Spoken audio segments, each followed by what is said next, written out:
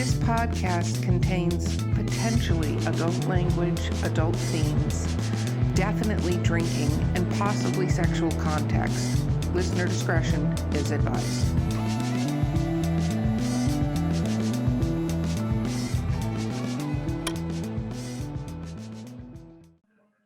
Is your glasses going to help you answer questions? I don't know, but it makes me feel more secure.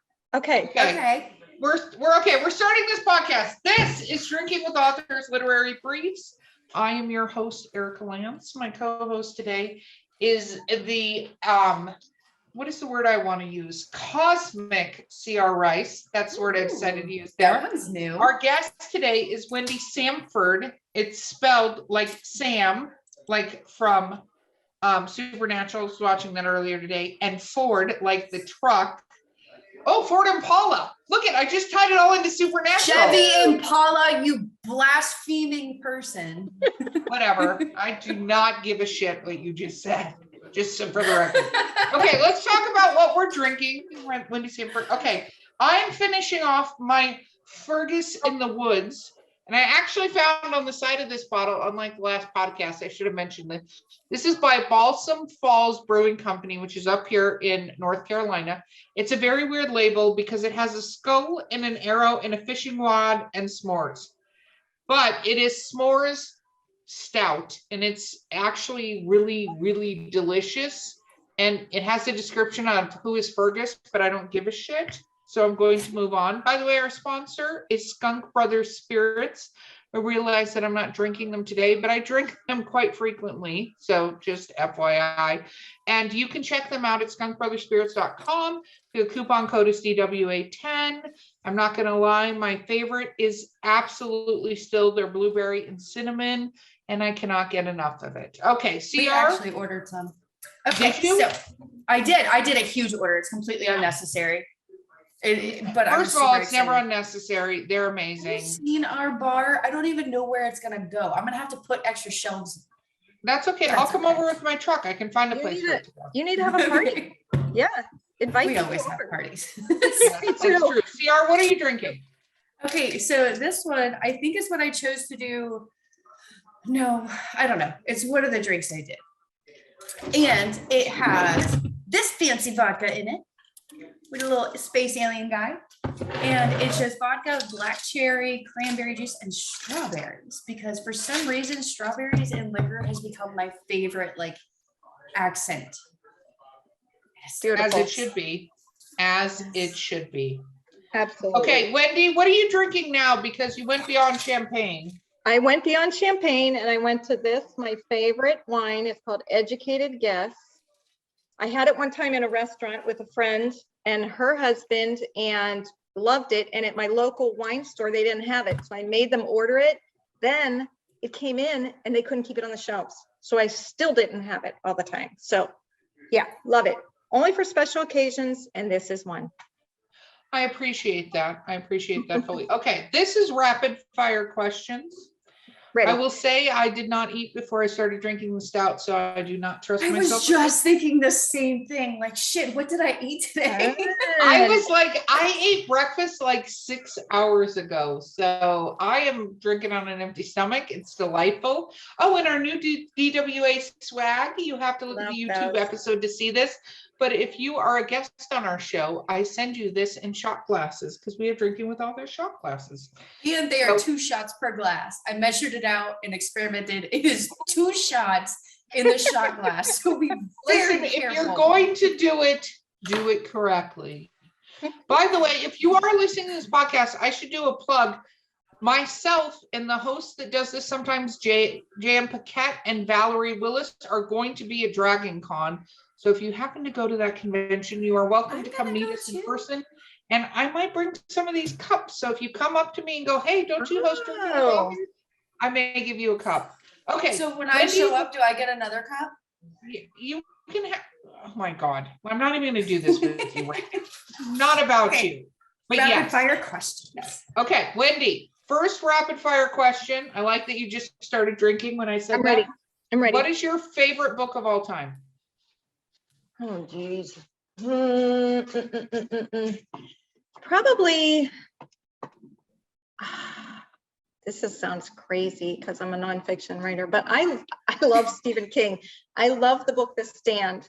I think it was the first book I read, and it was in high school, and it was so fat, and I didn't even know how to get through that, but it rocked my socks, man. I was scared, and then I read every book he had written up until then. So I guess he got me started on the love of reading, so it's good. Very cool. What is a book that you've, what is your least favorite book? Least favorite? I don't know. That's a hard question. I don't know if I have a least favorite book. Everybody has a least favorite. Everybody has a least favorite. Even if it's one you started reading and just threw down because it was terrible. Yeah, but I'm a real freak about finishing. I don't know why that is, but I mean, even if I can get something out of it, and even if I don't like the book, I push through because I think I got to get one thing out of this thing. I already spent 2 hours. I'm going to push through. I don't know that I have a least favorite. I'm sorry. If I think of it while we're talking, I will mention it. Which you can do, totally. What is your favorite book that has been turned into, oh my gosh, to a movie or a TV series? Movie or I just said Stephen King. Any one of his books is like awesome. Okay, not every one of his books is a great movie, so do not even go there with me. I was gonna say I didn't hear you say it had to be a great movie because I'm not sure any one of his was a great movie. Pet Sematary, I think they did a halfway decent menza job, but I really like the Lord of the Rings series. So I don't know why. I love period movies and things like that. So I just think that's probably what I would say. I think Peter Jackson did a good job with it. I mean, I know there's a lot of Lord of the Rings fans that have different opinions, but I think in general, he did a good job, and he brought something that was a literary work to people's front door that didn't have it before. So I will give him that, because they did not do as great of a job with the Lion, the Witch, and the Wardrobe movies. Oh my God, it was so bad. And A Wrinkle in Time. I was so upset. Those were some of my favorite books when I was a kid, and I was super excited. I was like, what the hell is this? But like the movies themselves weren't even good. It would, even if you hadn't read the book, like the movies were bad. And it takes a special type of skill. Agreed. Okay. Agreed. So, CR, it's over to you to ask your questions, which I love, as you know. Yes, ready. But it's so difficult. Okay, so one of my favorite ones to ask is, what main character would you be in a book if you could be anybody, but you had to live their life? And I know you read a lot of nonfiction, so this will be tricky. That I could live their life? You have to live their life. You can't change anything. Yes. What is her name? Brene Brown? Isn't that her name? Brene Brown? Who's that? Oh, I'd live her life in a minute. Yeah. She's flipping phenomenal. She's super intelligent. She is so funny. Oh my gosh. And I think when she writes something, people listen. I just think, and not that out of pride, self-glorification or pride or anything like that, but she has something important to say, and she can reach a lot of people with that information. And I think that is awesome. So I definitely pick her. No, I think she's very awesome. A friend of mine just sent me a book, so I'm very proud of that. Okay. So is there a fiction best friend that you would have? You've read Stephen King in his books. What person would you pick to be your best friend? In fiction? Yeah. I was so angry. That was hard because it's hard. Listen, you read a bunch of Stephen King. Don't give me that crap, Wendy. Get it together. Can I pick him? Your best friend. I mean, he's not a character in a book, so no. You mean a character in a fiction book that I want to be my best friend? Yeah, yes. And your best friend can't get offended. This is a hypothetical. Why can't I? Oh, all right, I'm turning around. I'm putting my back to you because I'm going to look at my fiction books over here. Well, I'm just going to say your tone. You got real snappy, ma'am. All right. Getting a little the Italian side. See, this is the Italian Wendy coming out, the crazy. Woo-hoo, right here. Ah, geez, I don't know. I got nothing for you. Like I said, I'm really. I don't know. I would say this, all the writers in my writing group that I told you about, that I know, CR, you don't like my writing group experience, but I've been doing this for like 4 years, just since I moved No, I here. am so glad you have a good experience. Oh my I don't God. do So it because you she's always just saying that there are bad experiences that you can end up having. absolutely. And I think that that's good. We meet physically. We go to Barnes and Noble. We sit there every other week, and we sit there and we talk to each other. So I'm very comfortable with these people, and they all of them write fiction except for me. But this is so funny. This older gentleman, John Chaplick, he's so sweet.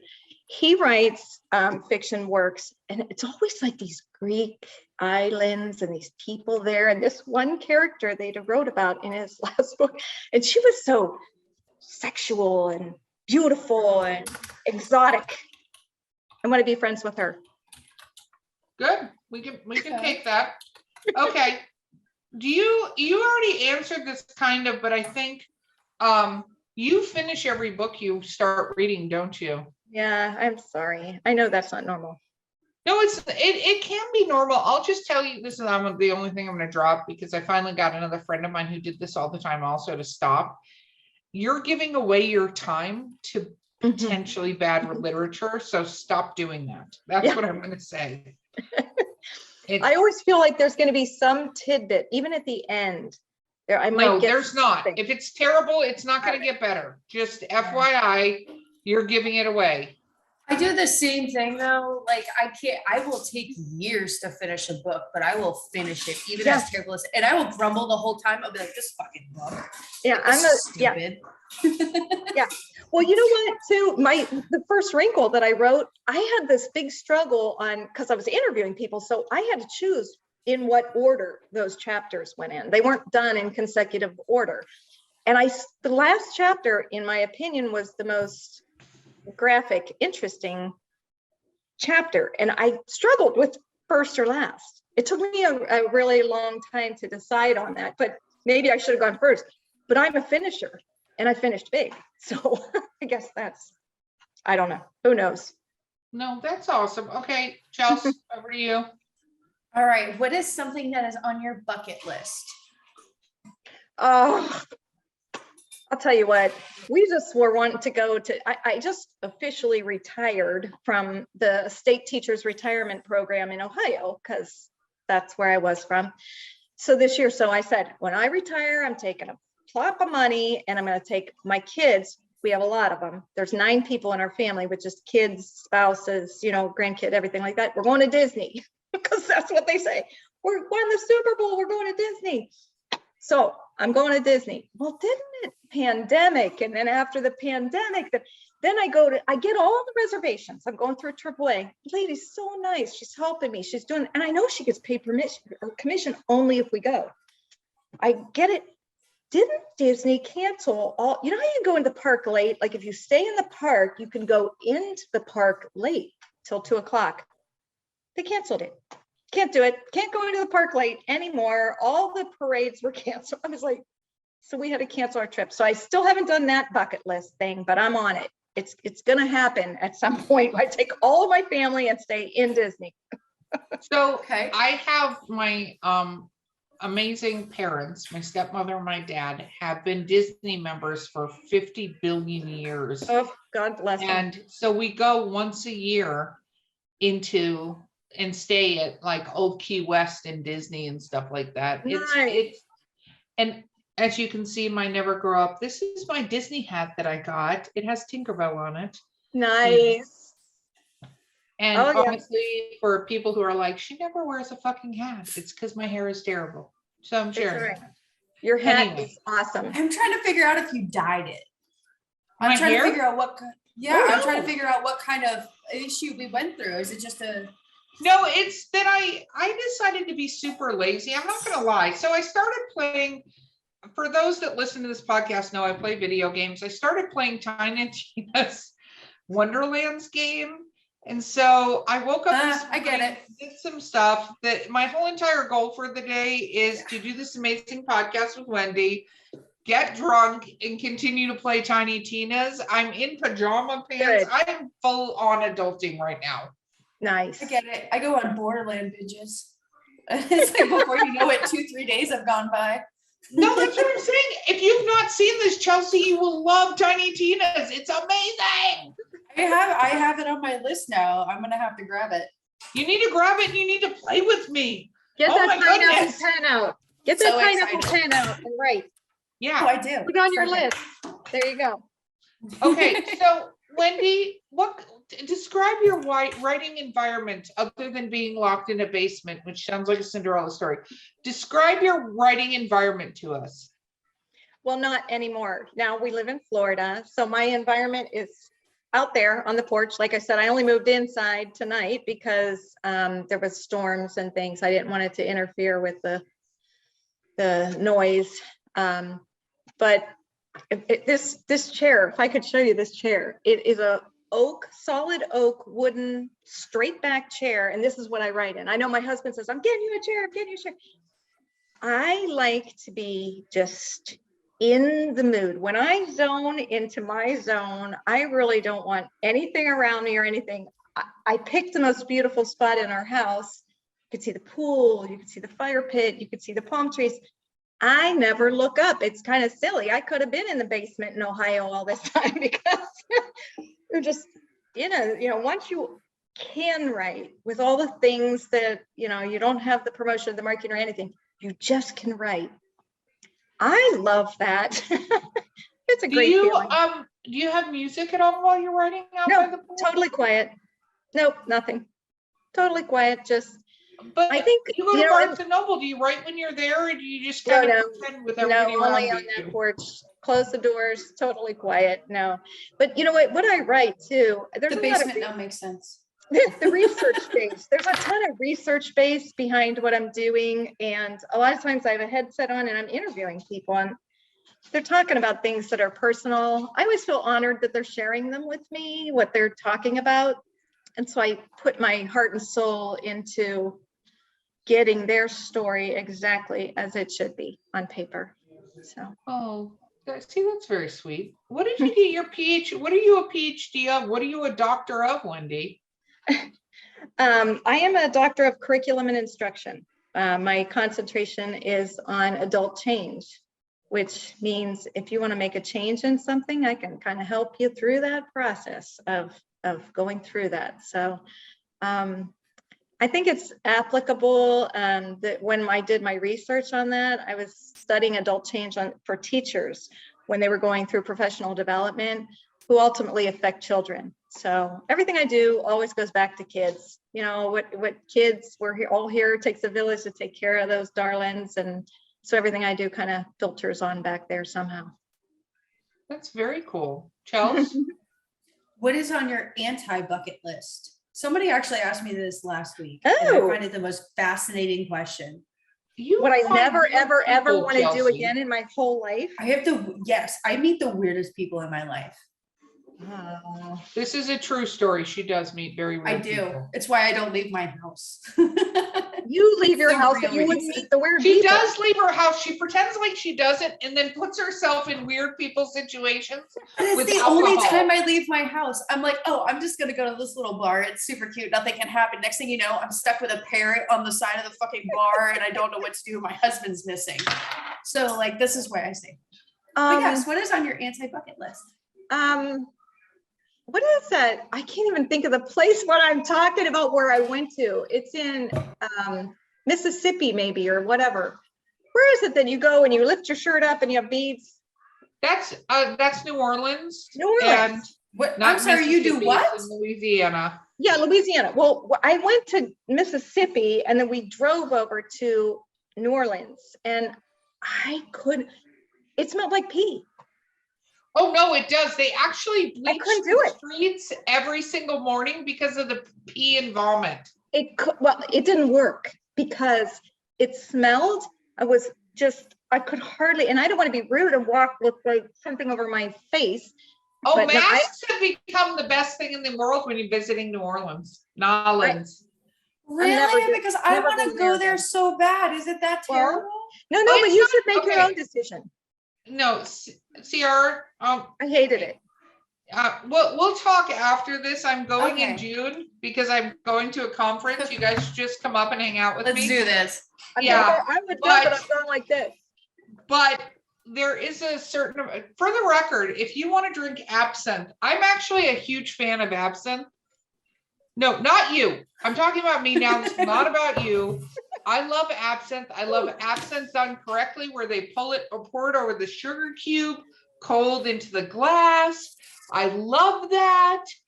Don't look at me in that tone, but I will tell Sorry. you that Nollins has some of the most amazing things, but I suggest when you get up in the morning, you begin your drinking advancement, and then you continue through the day, and then the smell of the streets will not bother you. Does it smell like that? We're gonna have to talk about this later. We can talk about it later. But anyway, that's my non-bucket list. If I have to have one, that would be Okay. it. All right. That's disappointing. Wendy, have you had reviews on your books in the past? Reviews. Reviews. Yes. Yes. Do you mean where people write things about what you wrote about? Yes, that's what a review is, Wendy, my friend. Are you drinking too much wine? What is happening over there? I was thinking about the smells in New Orleans. So you got me. I mean, what do you want me to say? I was thinking. I want to talk about reviews now. This is rapid fire and you're not It's a bad following along. experience and I don't want to do it again. We sent her back to her trauma.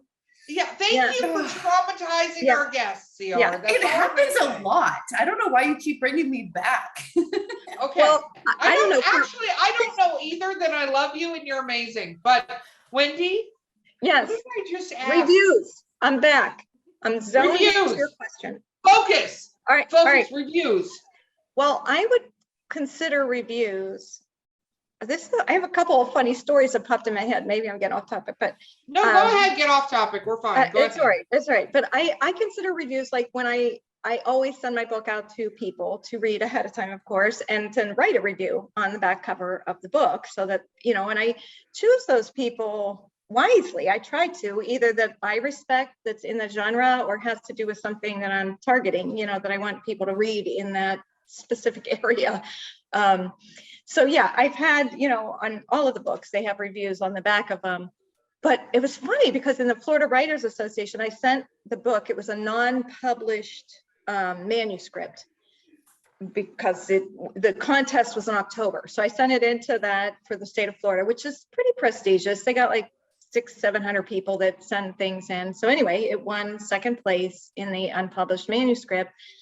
But they send back their little, and they do this in grant work too. So I'm pretty hardened from, people saying things about your work kind of a thing. But this one person, like there was 4 people that reviewed it. And the one person was, nitpicking and just saying these nasty little things. So yeah, that was negative. I'm so sorry, but No, you can be negative. Let me tell you, You I go was super actually discussing this yesterday with a friend of mine. sometimes Because people don't get it. I brought this up on the show before, but a friend of mine told me about a review he found on Yelp. Oh my God, I'm drunk. Which is what we're supposed to do on the show, which is fine. CR, I swear to God, stop laughing at me with your fucking gallon of drinking from Buc-ee's, okay? She's Dude, this was the coolest place in the She's not on world. the backup cup. She's on the She's first not even cup. Are in you the kidding? backup cup yet. First of all, my husband has come in twice and filled this up, ladies. Why do you think I keep moving over here and then talking to the side? All right, fine. Okay, it's husband. What she means is the ghost that lives in her house. It's fine. I know But- anybody, not an Um, arm, nothing.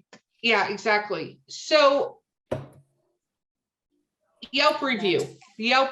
So he literally saw a review for a restaurant he went to that said the food was amazing, the service was excellent, the lime in my Moscow Mule was not as fresh as I thought it could be. 1 star. You Yeah, cannot comment. take reviews, you cannot take opinions, because unless it's somebody that's actually somebody who's interested in reading your book, the internet is full of trolls. Yes. And I can tell you the first story I ever published it's a horror story. I write horror, very similar to Stephen King, except for none of mine have happy endings. And this particular story touched on the topic of suicide. And literally the reviewer said, she did reviews of every story in this anthology. And what she said was, Erica Lance promotes suicide. Oh my gosh. And I'm like, yeah. So and of all the stories, she had negative reviews of all of them except for one. And this one particular story, the person who submitted it submitted 25,000 words of a 5,000 word story. So her entire story had to be cut down, and it was okay, but it was a little bit nonsensical because it was written as a 25,000 word story. Right. And that was the story that she actually appreciated in the entire book, which is great. I love that she appreciated the author. But like, are you fucking the other stories was a sort of a time travel story, and it was written like the old, like, this dame walked into my office, whatever those are called, like, Oh, those are so much war stories, like, yes. and she's like, written in 1920, and the story was not written in 1920. It was just so bizarre, but it taught me immediately that you cannot take a review because it depends on the person who's reviewing the book. Not that they're your fans. Like, you have to take them with a grain of salt, because who the hell knows what somebody's going to say. And some people have such weird things. So we went to a glass blowing shop this week. This lady rampaged because the glass blower couldn't make her a 3-foot dragon in 20 minutes because she had reservations. I shit you not. She was running that. She's like, I'm leaving you a review right now. This is bullshit. You say you can do this. I'm like, you're talking about a 3-foot dragon. Okay. 20 minutes. What do you think this woman is? She's not a fucking wizard. And she's like, no, I just posted my review. Everybody's gonna know. I'm like, dude, you have a serious fucking problem. Good. Bye-bye. It's just like, you can't, and I think that was the moment, because like, obviously, like Erica said, you see the ridiculous ones, but that was the moment that I think I fully believed that, like, screw reviews on literally anything in my life. Like, you can have those random I use people. reviews for when I read reviews, if you choose to, and only choose to read them if you are not going to take them personally.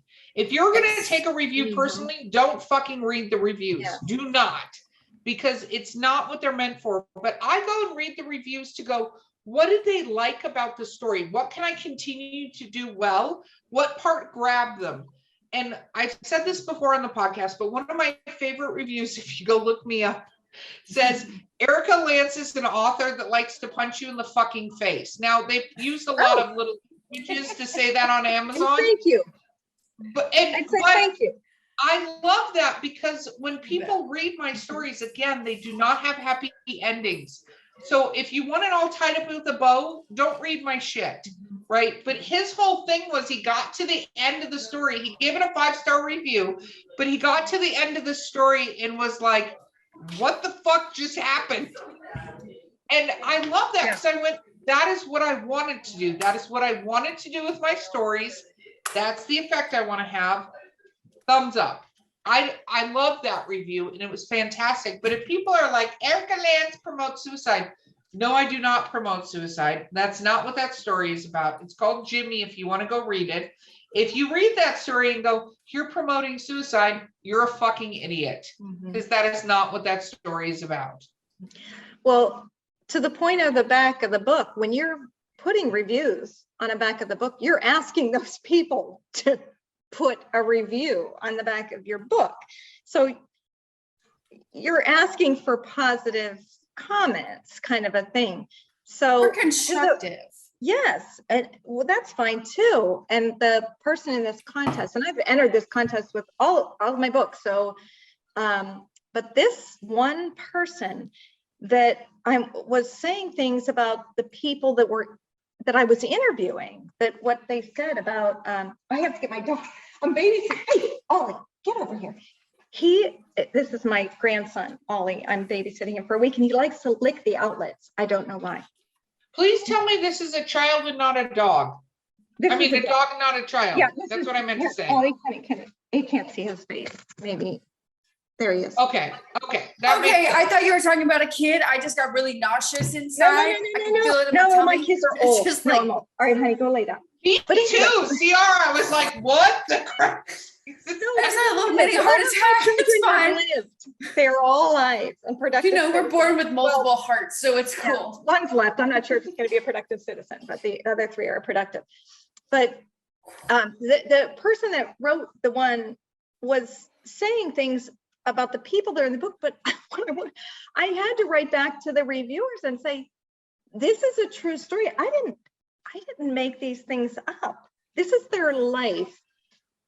This is nonfiction.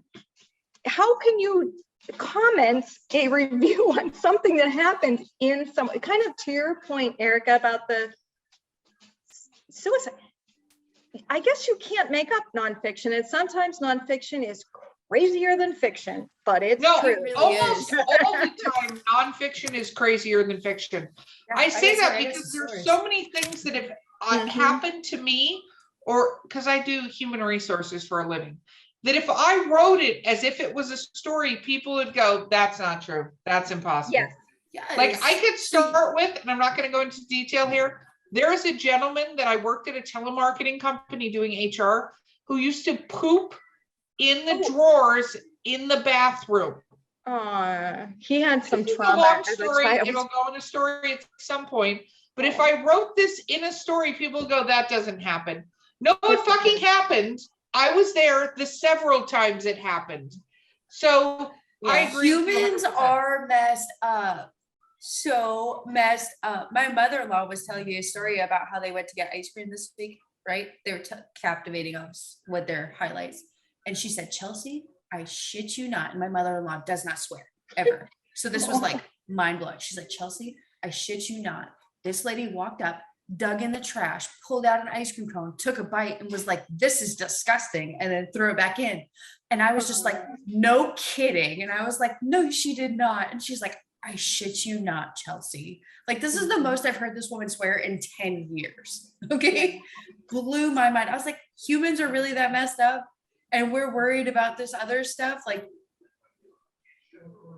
humans are assholes. Okay, Chelsea, I'm going to allow you to ask the final question. I think it should be the $1 million question. It should be the what? The $1 million question. Oh, the $1 million. I'm so torn. Okay. I'm ready. But you ask what you want. You have the final. Okay. I really want to know the food one. Okay, do the food one. That's fine. Okay. What is a food combination that you enjoy that other people would find weird? Well, I have a single friend. I adore her. You know, one of those lifelong friends you've had since middle school kind of thing like that. And she, like a lot of times for dinner, has chips and ice cream. And I have too many kids, too many house, too many this. And, you know, once you reproduce, then they bring partners and then you have the dogs and the kids. And I just really like to have chips and ice cream for a meal. Okay, but like, what kind of chips and ice cream are we talking about? Are we talking kind of like a Wendy's frosty French fry? Dill flavored potato chips, very precise. Dill flavored potato chips would definitely be it. And the ice cream is only chocolate. So you're basically doing a chocolate covered pickle. Is that what you're telling me right now? And I'm not pregnant. I'm 60. I'm not. Chocolate cake covered. I'm not. Pickle. Yeah. That's what I'm getting from this. I feel like we're getting chocolate covered pickles Chelsea, right now. when I come down, I need you to get these things because I'm down in like a week. I need you to get them. We're going to try this particular thing. We need to try it. So I have been keeping a list. I'm not kidding you. I have been keeping a list of all this stuff because we're going to do a Drinking with Authors podcast where we try all these weird ass things that everybody has said on these podcasts. And that's what we're going to do. Gosh, I love that. I want to be a part of it when you do all the weird eating things. I will send you the list. I will send you the list. Literally do an episode called We Ate All the Shit People Talked About. Yeah, I'm not doing the fisheye thing. I'm out. Okay. No. I'm out. Chelsea. I will do it, but I deserve something in exchange. No. I want like You're a not fluffy alive, you're not kitty alive to and naked hold or for naked therapy. and alive or something like that. Naked and You know, if we on cooked the it the island. way she talked about it, might be good. I'm not gonna lie. If we cooked it the way she said, we don't That's know. We don't Okay, know. that's It could be fine. I great. just demand Yeah. you. I'm gonna get a fluffy. I'm not gonna lie. So I love stuffed animals. I'm one of those weird things. I just got Corey 2 dragons that are secretly for me because they're so squishy and fluffy. So I got them, and when I'm sitting in bed, like I just hold them. They're like huge. They're like this big, and like I just sit on the bed and I'm just like this, just chilling, watching TV. So I'm Nice. gonna hold my little dragons as I do it. And you eat the fish eyes? As I do it. I'm not saying I'm not gonna gag, but like I will do it. Hey, we'll at least have done it. We'll have followed through with what people have said. Okay, Wendy, how do people find you? How do people find your books?